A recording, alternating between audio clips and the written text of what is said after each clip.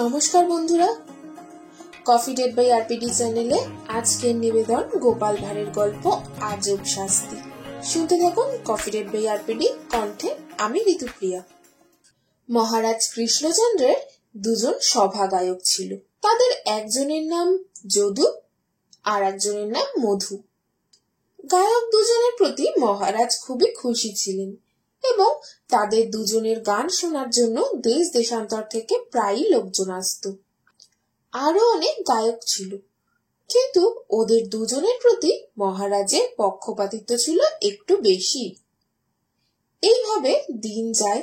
নিজেদের খ্যাতি, প্রতিপত্তি এবং সম্রাটের পক্ষপাতিত্ব দেখে যদু ও মধু দুজনেই খুব গর্ববোধ করতে লাগলো। ক্রমশ আর সকলের চেয়ে তারা দুজনে নিজেদের অনেকটা যেন আলাদা মনে করতে লাগলো। তারা মনে করলো মহারাজ কৃষ্ণচন্দ্রের রাজত্বে তাদের কোনো ভুল ত্রুটি কিংবা অন্যায় অপরাধ ঘটলেও সাধারণ লোকেদের মতো তাদের বিচার হবে না। তাই তারা কোনো সভাসদ বা গায়ককে গ্রাহ্য করত না। একদিন তারা সম্রাটের কাছে বসে এ কথা ও কথা বলতে বলতে রসিকতা করা হচ্ছে মনে করে সম্রাটকে হঠাৎ এমন একটা অপমানজনক কথা বোকার মতো বলে বসলো যে দেখতে দেখতে সম্রাটের মুখখানা গম্ভীর হয়ে গেল। সম্রাট বললেন, তোমাদের এই প্রকার অসংযমের কি কারণ ঘটল? তোমাদের এই আচরণের মানেই বা কি? সম্রাটের গাম্ভীর্য দেখেও তারা ভাবলো তারা তো সম্রাটের খুব প্রিয় পাত্র, তাদের কি আর কোনো শাস্তি হবে? এই ভেবে তারা ক্ষমা চাওয়া তো দূরে থাক, সেই কথাটাই আবার দাঁত বের করে কচলাতে লাগলো যেন কিছুই হয়নি। ক্ষমা তারা পেতে পারত, কিন্তু সেদিকে তারা কোনো ভ্রুক্ষেপই করলো না। তাই তাদের এত স্পর্ধা দেখে মহারাজ ভীষণ রাগত্ব স্বরে বললেন, এক্ষুনি তোমরা এই মুহূর্তে এই রাজ্য ছেড়ে বেরিয়ে যাও। তোমাদের যেন আর কোনোদিন আমার রাজ্যে দেখতে না পাই। যদি কোনোদিন দেখেছি তোমাদের গলা কাটা যাবে। মহারাজের অগ্নিশর্মা মূর্তি দেখে যদু আর মধু দুজনে ভালো মতো বুঝে গেল মহারাজকে শান্ত করবার আর কোনো পথ না পেয়ে অবশেষে তারা সভা ত্যাগ করে চলে যেতে বাধ্য হলো। চলে তো গেল, কিন্তু এবার থাকবে কোথায়? এমন নিশ্চিন্ত অন্ন বস্ত্র আর বিশাল বৈভব ছেড়ে তারা যাবেই বা কোথায়? সুতরাং রাজ্যের বাইরে না গিয়ে তারা এক জঙ্গলে গিয়ে আশ্রয় নিল। দিনের বেলা থাকতো জঙ্গলে গা ঢাকা দিয়ে, আর রাত্রে বেরিয়ে আসতো শহরে খাদ্যদ্রব্য কিনে নিয়ে যাবার জন্য। বড় কষ্টে কাটছিল তাদের দিন। 6 মাস ধরে তারা এভাবেই দিন কাটাতে বাধ্য হলো। আজ নিজেদের বোকামির জন্যই তাদের এই অবস্থা। অনেক দুঃখ কষ্টের পর একদিন রাত্রে আর কোনো উপায় না পেয়ে তারা শেষমেশ গোপাল ভাঁড়ের শরণাপন্ন হলো। হুজুর, আপনি আমাদের মাই বাপ, হুজুর আমাদের রক্ষা করুন। তাদের কান্না আর দুরবস্থা দেখে গোপাল ভাঁড়ের মনে করুণার উদয় হলো।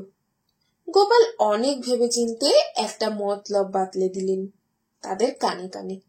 পরদিন দিনের বেলায় যদু আর মধু শহরের পথে মনের আনন্দে ঘুরে বেড়াতে লাগলো। তাদের চিনত বহু লোক এবং তাদের গানেরও ভক্ত ছিল অনেকে। সুতরাং হঠাৎ তাদের দেখা পেয়ে লোকজনের ভিড় জমে গেল। মহারাজের শোভাযাত্রা আসছিল সেই পথ দিয়েই। তিনি কাছাকাছি এসে গায়ক দুজনকে দেখতে পেলেন। বলা বাহুল্য, লোক লস্কর তাড়া করে গেল যদু আর মধুর পেছনে তাদের ধরবার জন্য। মহারাজের অত সামান্য, এবার মৃত্যুদণ্ড নিশ্চিত। সকলে ওদের গান শুনতে ভালোবাসত। দুর্জনরা বলল, ওদের শুলে দিলেই উপযুক্ত শাস্তি। আর যারা ওদের ভালোবাসত তারা মনে মনে হায় হায় করতে লাগলো। অবশেষে ওদের দুজনের কি হয় এই নিয়েই যত চিন্তা। যদু আর মধু কাছে একটি বড় গাছ দেখতে পেয়ে ছুটতে ছুটতে গাছে উঠে বসলো। মহারাজ প্রশ্ন করলেন, কেন দূর হওনি আমার রাজ্য থেকে? তোমাদের কি মরণের ভয় নেই?